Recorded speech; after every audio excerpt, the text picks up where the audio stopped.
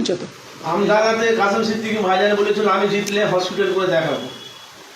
ওনাকে তো এখন সোশ্যাল মিডিয়া দেখতে পাওয়া যাচ্ছে না, হসপিটালে কোথায় গেল, অথচ উনি জিততে বেরিয়ে এসেছেন। আমি কাসেম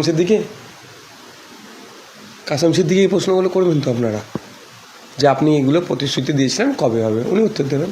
উনি এখন বলছে যে দিদি আমাকে বলতে বলেছিল তাই আমি বলেছিলাম। কি বলবেন? ওই জন্য বলেছিলাম নিজের বাড়ি কাঁচা হলেও নিজের বাড়ি, পরের বাড়ি পাকা বাড়ির কোনো দাম নাই বলেছিলাম না ওর আগে, এই জন্যই বলেছিলাম। দিদি জাহান্নামে ঝাঁপ দিতে বলেছিল, কে খেয়াল আছে তো, বলেছে আমি জাহান্নামে দাঁড়িয়ে যাবো। ভাবিয়া করিও কাজ, করিয়া ভাবিও না। কথা বললে ভেবে চিন্তে বলতে হয়, কি বলছি, আগামী দিনের ইম্প্যাক্ট কি পড়বে, কি জবাব দিতে হবে। আজকে যারা ক্ষমতায় আছে কালকে ক্ষমতায় নাও থাকতে পারে আগামীতে, সুতরাং